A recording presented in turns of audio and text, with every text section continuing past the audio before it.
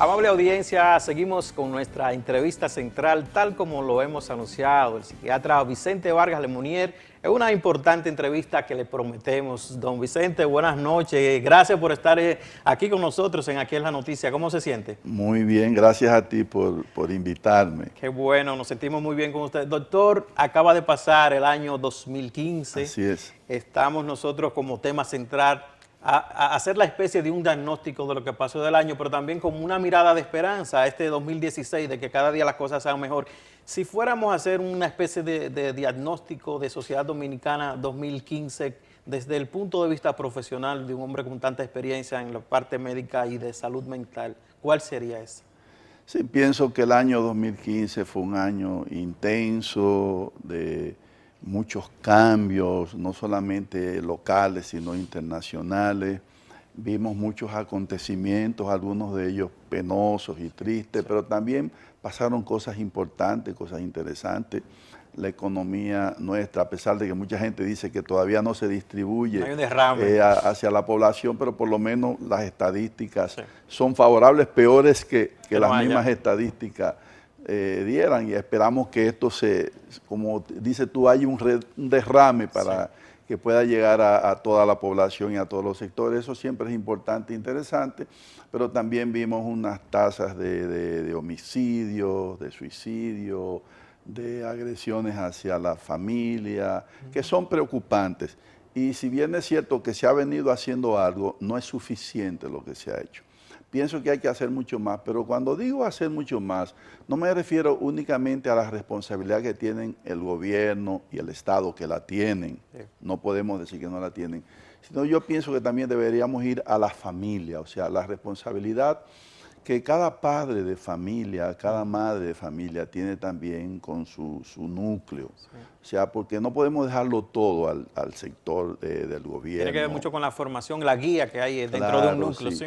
En la medida que los papás nos concienticemos más y asumamos más la responsabilidad que tenemos como padres, como pareja, como ciudadanos, en la medida que cumplamos más con nuestro deber, que nos enfoquemos más, que estemos más concientizados de que tenemos la responsabilidad de llevar adelante a nuestros hijos, no solamente en su educación formal en las escuelas, sino en su formación.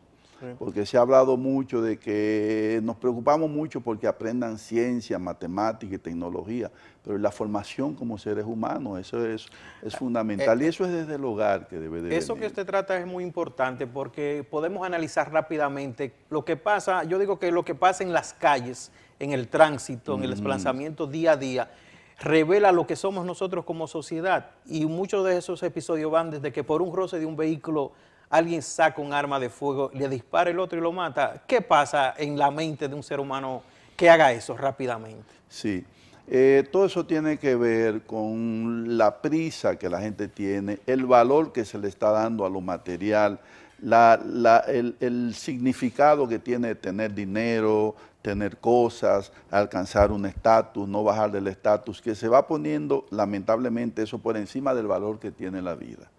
No hay nada Supere eso, que pueda superar el valor de la vida. O sea, usted no puede poner en juego la vida por nada, ni por millones, ni por carros, ni por casas, ni porque le quitaron o no una pareja, o que la pareja lo dejó o no lo dejó. O sea, la vida es lo principal. Entonces vemos como que hay mucha predisposición a jugar con eso, a atacar al otro y a terminar con la vida del otro por cosas que no tienen realmente ningún valor absoluto, es un valor relativo. Porque usted tiene un celular hoy y mañana ese celular ya pasó de moda. Así es. Usted tiene un carro hoy y mañana ese carro se lo chocaron o ya está viejo y no tiene valor. Usted tiene una pareja hoy, pero mañana esa pareja deja de quererlo o se enfermó. Pero la vida es el bien absoluto. Con eso no deberíamos de jugar, y hemos jugado bastante con eso de los homicidios, los suicidios, y pienso que eso es algo de lo que debe nosotros llevarnos a reflexionar, a concientizar a qué es a lo que nosotros le estamos dando valor, y si a lo que le estamos dando valor es lo que tiene valor. Sí. Y debemos quitarle valor a lo que no tiene valor para volver a recuperar el valor por la vida, el valor por la familia, el respeto, los valores sociales, los valores patrióticos, todo eso que antes se llamaba moral y cívica, que cuando éramos niños nos lo daban en la escuela. Y que se habla siempre de que lo que estamos viviendo ahora son los antivalores. Los antivalores que deberíamos retomar entonces otra vez. Eso que hemos dejado atrás. Ustedes como organización, me refiero quizás a la Sociedad Dominicana de Psiquiatría que usted llegó a presidir o ha presidido. Así es. ¿Qué balance tiene de lo que son las afecciones en Dominicana del tema de salud mental? ¿Cuáles son los casos principales que se atienden en el país? Sí, hemos tenido con mucha frecuencia muchos casos de depresión.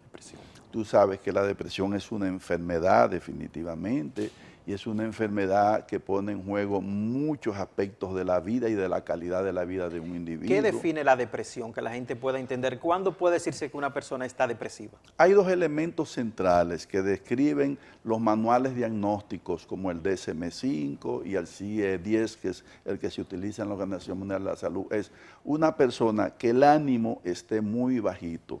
Nosotros le decimos a la persona que cuantifique del 1 al 10 en cuánto dice esa persona que está su ánimo. Entonces, cuando esa persona tiene su ánimo muy bajito. ¿Por debajo de cuánto, por ejemplo? Por debajo de 6. Ya esa persona, su ánimo está bajito. Lo normal sería un 7, un 8, un 9, ¿ves? Sí. Pero cuando ya la persona cuantifica 3, 4, 5, entonces esa persona, su ánimo está muy bajito. Y otra cosa es la capacidad de disfrutar. Nosotros le llamamos eso anedonia. Le preguntamos a la persona, ¿tú puedes disfrutar las cosas que usualmente te gustan? Y la persona dice, ya yo no disfruto de lo que me gustaba. Antes me gustaba el cine, la playa, ese otro elemento, bailar, la música. Y la persona dice que ya le perdió el gusto. Sí. Se pierde el gusto por las cosas y luego puede venir el gusto por la vida. Esos dos elementos centrales con otros síntomas menos importantes, como son la falta de sueño, cambio en los patrones alimenticios, la desesperanza, a veces las ideas de suicidio. Sí, todo psiquiatra, cuando evalúe a alguien que tenga un trastorno del ánimo, siempre debe hacerle una pregunta que no nos gusta hacer, es, ¿en algún momento han pasado por tu mente ideas de muerte, de terminar esa con tu vida? Esa pregunta de rigor. Debemos hacerla. A veces los psiquiatras le da como apuro hacerla, pero los pacientes dicen, bueno, pero si usted no me lo preguntó, no se lo dije. Pero si ya que me lo preguntó, sí. Entonces eso debe ponernos a nosotros en alerta. También los trastornos del sueño son muy importantes. Decía Sigmund Freud que el mejor psiquiatra era el sueño. Cuando un paciente deja de dormir, yo siempre digo, alarmémonos. Porque ese cerebro en el sueño es que descansa. Sí. Todas las funciones mentales se recomponen a través del sueño, y si la persona no está durmiendo, entonces ese cerebro se va a desordenar y van a venir trastornos psiquiátricos ya de cierta envergadura. Entonces ya eso que tiene que ver con ese cuadro definido, ya es una persona a ser intervenida. Ya podemos diagnosticar una depresión mayor. Cuando hay una depresión mayor, está indicado un tratamiento psicofarmacológico. Y esto es importante, ya no es solamente un psicólogo que debe verlo, ese paciente debe pasar a manos de un psiquiatra, porque los psiquiatras son los que pueden medicar. El psicólogo puede hacer test psicológicos y puede hacer intervenciones psicoterapéuticas, y son muy buenas y muy útiles. Pero hay pacientes que hay que medicarlos. Un paciente que tiene una depresión, como la que hemos dicho, una depresión mayor, con esos síntomas, a veces incluso pueden venir ideas alucinatorias, ideas delirantes, que ya raya, como dice uno, en que la persona sale de la realidad, pero eso es parte de la misma depresión. Y esa persona debe ser medicada. Y es muy importante, la gran diferencia puede ser que la persona haga lo que le llamamos adherencia al tratamiento, que entienda que necesita ese tratamiento y que lo tome, y que la familia a su alrededor contribuya a que lleve ese tratamiento. Digo eso, Fernando, porque comienza mucha gente a decir, tú no necesitas eso. ¿Por qué tú te vas a beber eso? Ese psiquiatra te va a crear de que adicción, como comienzan a hablar de adicción. Encuentran médicos paralelos. Pero ven acá, el cerebro es un órgano como es el corazón. Sí, es verdad. Igual que el corazón se enferma, el cerebro es un órgano que se enferma. Y a propósito de eso, el tema de depresión, ¿eso tiene que ver con la genética o es algo adquirido del medio ambiente? Tiene que ver mucho con la herencia y con la carga con que el individuo está viviendo. Por eso nosotros ya hablamos de epigenética. ¿Qué quiere decir eso? Hay una carga hereditaria, pero hay una situación estresante de largo tiempo. Entonces, esa debilidad genética, esa predisposición genética, con esa situación que el individuo está viviendo en la familia, en el trabajo, por lo económico, por lo que esté pasando en su entorno, esa situación es lo que va a crear el estado de depresión o de cualquier otro trastorno psiquiátrico importante. Doctor, qué interesante se va poniendo la conversación. Le vamos a pedir una pausa, un permiso para una pausa, amables televidentes, igual a ustedes. En breve regresemos desarrollando otros temas de interés también. Volvemos en breve.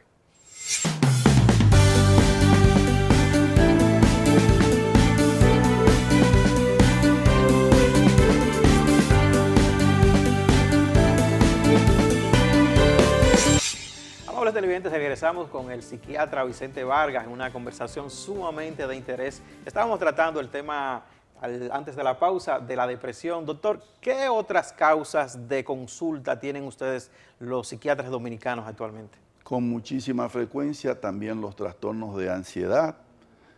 Mucha gente cree que los trastornos de ansiedad no son un trastorno psiquiátrico, sí son también un trastorno psiquiátrico con una base, una predisposición de tipo heredada. ¿Eso qué es específicamente? Sí. Cuando la gente pueda entender lo que usted habla, pero médicamente, ¿qué es eso de ansiedad? Lo que la gente popularmente le llama fulano es muy nervioso o fulano está muy nervioso. Está muy inquieto. ¿Qué quiere decir? Está muy inquieto, muy intranquilo. En la ansiedad también hay dos síntomas centrales, según los manuales diagnósticos. Es preocupación, la persona está preocupada de manera extrema, porque todos nos preocupamos, pero esta preocupación es exagerada, y un miedo infundado.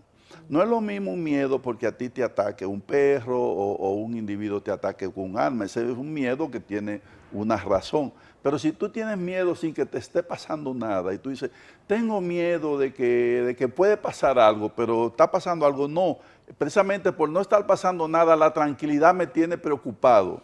Entonces la persona tiene miedo y preocupación. Esa combinación con otros trastornos como inquietud, falta de concentración, la persona no puede estar sentada, también trastornos del sueño, a veces viene una sudoración, vienen síntomas psicosomáticos como taquicardia, etcétera.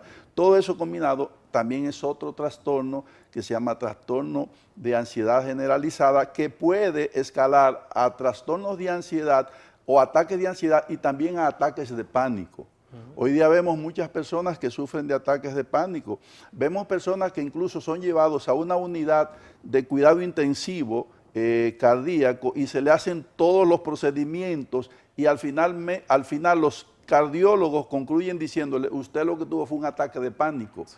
Usted sentía que el corazón se le iba a salir por la boca. Usted pensaba que le iba a dar un infarto, usted pensaba que le iba a llegar su muerte inminente, la persona sintió que estaba a punto de morirse, sí. Lo llevan a una unidad de cuidado intensivo y al final se dan cuenta de que tuvo un ataque de pánico y lo van a referir al psiquiatra. Ese individuo, además de beneficiarse de la psicoterapia, ahí de una psicoterapia le llamamos la psicoterapia cognitivo-conductual, sí. Excelente para ello, también van a necesitar medicamentos para controlar ese trastorno de ansiedad, que eso es tal vez el más frecuente de todo. Uno habla más de la depresión, porque la depresión tal vez es más llamativo, sí. Y es el que puede llevar al suicidio y a trastornos severos, pero la más frecuente son los trastornos de ansiedad generalizada, que a veces se quedan en el consultorio del cardiólogo, del gastroenterólogo, del médico general, del psicólogo, pero también debe ir a manos de un buen psiquiatra para que sea tratado ese trastorno. Doctor, a propósito de eso, ¿cómo ha evolucionado la sociedad dominicana acudiendo a consulta psiquiátrica? Porque antes le decía, bueno, si tú vas a un psiquiatra, tú estás loco. Y así era peyorativo, ¿verdad? Y hasta cierto punto denigrante. ¿Cómo hemos nosotros venido aceptando que pueda decir, bueno, yo estoy enfermo del corazón, voy a un cardiólogo? Puedo decir lo mismo de una enfermedad mental. ¿Cómo nosotros vamos entendiendo? ¿Es más natural? Sí. Se ha venido avanzando en ese sentido, no todo lo que se debe. Todavía la gente tiene cierto temor al psiquiatra y la gente dice, fui donde el cardiólogo, fui donde el neurólogo, pero no quiere decir fui donde el psiquiatra, porque todavía hay cierto estigma, pero eso ha ido cambiando en honor a la verdad.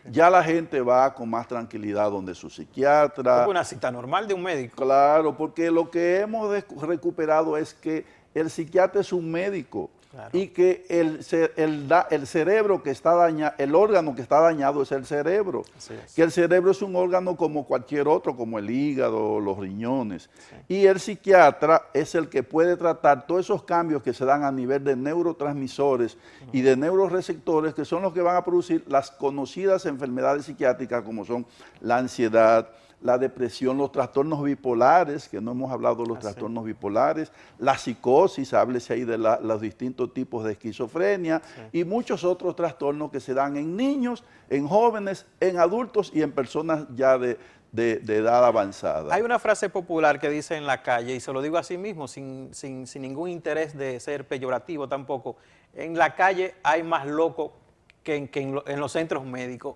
¿Qué le puede pasar a uno por la mente popularmente diciendo? Es que hay muchas personas en la calle que debieran ser pacientes de psiquiatra y no lo están siendo. Eso ustedes pueden percibirlo, observarlo. Sí, definitivamente es así. Y en la medida que la vida se vuelve más demandante, más retante, por todas las presiones que conocemos, sociales, políticas, económicas, etcétera, toda esa presión va a caer sobre el individuo.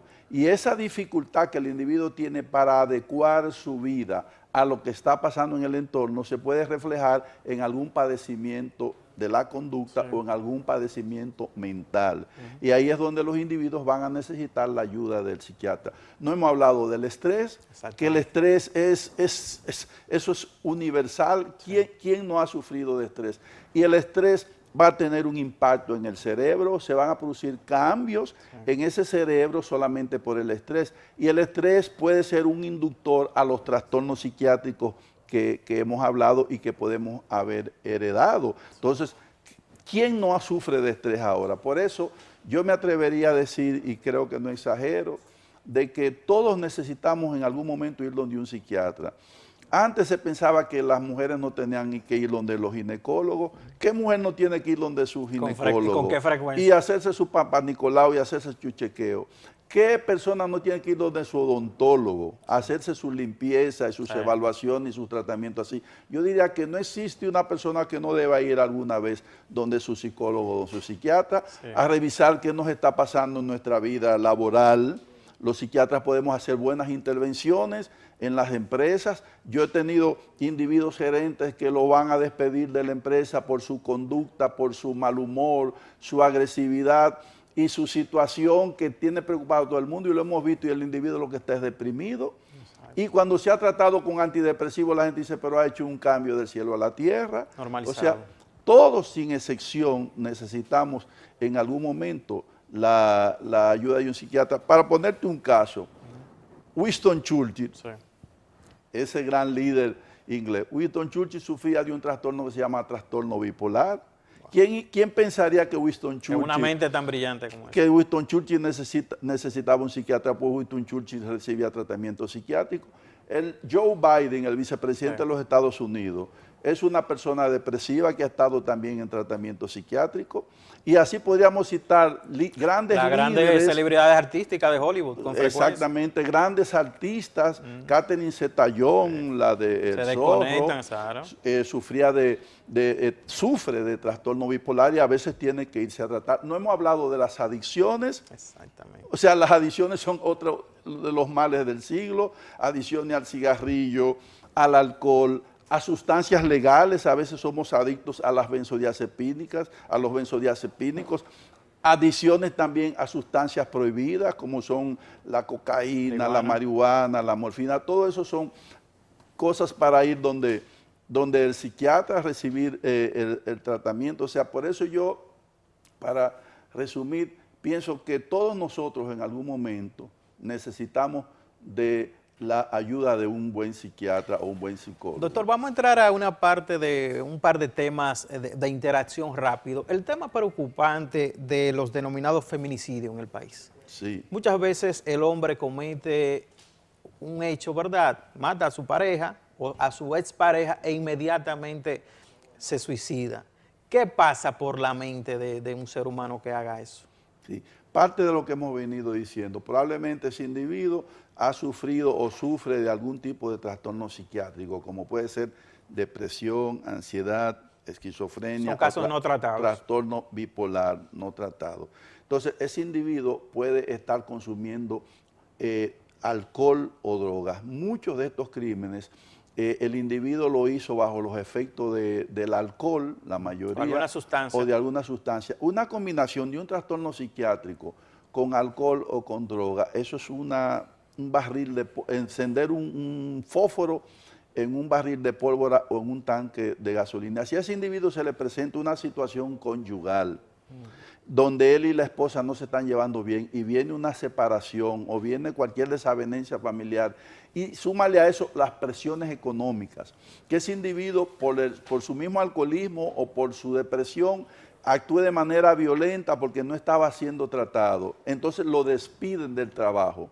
Muchos de los pacientes bipolares van a tener lo que se llama problemas de deserción en el trabajo o son despedidos porque su mismo trastorno le va a traer problemas laborales. Sí. Entonces, combínale eso, una enfermedad psiquiátrica X, un malestar en la pareja, una situación con los hijos, presiones económicas, presiones laborales, desempleo, despido, y todo eso combinado, ¿qué va a dar? En ese individuo puede dar una presión de tan alto volumen que él siente que él no puede convivir, que él no va a poder enfrentar eso. Sí. Y entonces en ese individuo viene la desesperación.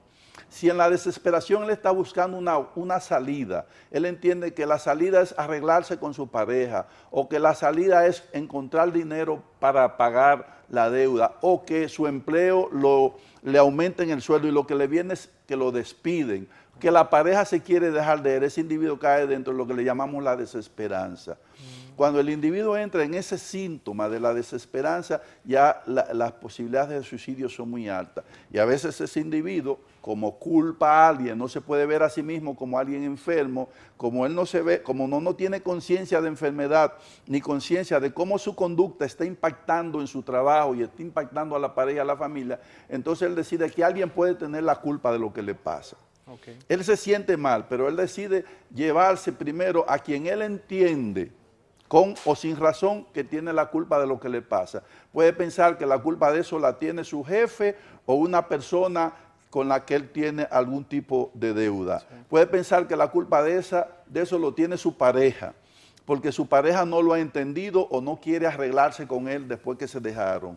Puede pensar que la culpa de eso lo tiene un vecino o quien sea que él entiende que tenga la culpa. Entonces él decide, me voy a quitar la vida, pero antes de hacerlo me voy a llevar a la persona con la que yo estoy muy enojado, porque esa persona en vez de darme la mano me desamparó, en vez de ayudarme me metió presión. Entonces, como él entiende eso, con y sin razón, no le estoy dando la razón, estoy diciendo lo que entiende ese individuo, ese sujeto que está en ese estado de desesperación.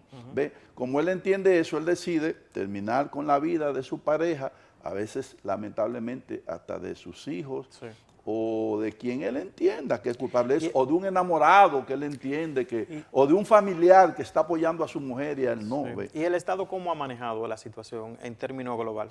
Mira, se han venido haciendo esfuerzos desde la Secretaría de la Mujer, desde el Ministerio de Salud, desde la Vicepresidencia de la República, se han venido haciendo esfuerzos para combatir eso. Hay otros organismos también autónomos que han venido haciendo esfuerzos, pero no es suficiente, porque aunque las estadísticas han bajado ligeramente, todavía una sola mujer que muera en manos de su pareja, su expareja, es suficiente para que se siga haciendo cada día mayor esfuerzo, para que eso llegue a cero. O sea, la tasa de feminicidio debería ser cero, pero lamentablemente no es cero. Hay países donde es muy baja, pero la de nosotros sigue todavía siendo lamentablemente alta. Y hay mucho más que hacer, y no solamente leyes, atención, porque yo creo que aquí todas las leyes que habían que hacer están dadas. Es más acción, más programas, más concientizar y sobre todo más educar a las familias, porque entiendo que si ese niño es educado desde el hogar y en las escuelas se establece un programa de educación temprana, de no violencia, sobre todo no violencia en general, pero no violencia hacia la mujer, yo creo que esa educación desde el hogar y desde la escuela es lo que va a hacer que realmente las estadísticas puedan modificarse. Doctor, una última pregunta conjugada. El tema del uso de las armas de fuego en el país, manifestada en la violencia, muy breve. ¿Y qué análisis tiene usted de las redes sociales, de cómo nos estamos exponiendo en Facebook, en Twitter, en Instagram, ese tipo de cosas? Sí. Mira, yo soy de los que creo que no deberían de existir las armas. Lo ideal sería que nadie tuviera un arma, que tal vez, porque un arma que es un utensilio para matar, o sea, seguimos haciendo cosas para matar, pero la realidad es, no podemos ser soñadores ni unos pacifistas fanáticos, la realidad es que las personas tienen que defenderse y enfrentar muchas veces al delincuente que está armado, y a veces el delincuente que está armado no le interesa tener un permiso. Entonces ahí hay un gran debate que yo pienso que es un tema que sigue siendo controvertido y controversial entre la sociedad civil, entre el Ministerio de Interior que se ocupa de eso, los legisladores, las sociedades médicas como la Sociedad de Psiquiatría y el Colegio Médico. Entonces yo pienso que ese es un tema a debatir y yo propondría que se hiciera un gran debate entre esos sectores sobre el tema de las armas y no solamente que nos limitáramos a aprobar o no aprobar una ley, que esa ley puede aportar o puede no aportar, pero yo pienso que es un tema que es multidisciplinario y deberíamos todos de alguna manera tener lo que se llama la gran discusión sobre el uso de las armas y el control de las armas y ver qué es lo que definitivamente vamos a hacer en conveniencia de que bajen los crímenes, los suicidios, los homicidios y todo lo que implica tener un arma de fuego. La exposición de nosotros en redes sociales final. Bueno, yo pienso que en redes sociales pues el tema siempre está abierto y lo único que yo invito a las personas es a que hablen de no violencia y de no suicidio y no homicidio. Excelente. Básicamente. Excelente. Doctor, qué bien nos hemos sentido en este programa esta noche con usted. Le damos las gracias por haber participado. Gracias de nuevo. Al amable televidente, continuamos con Aquí es la Noticia.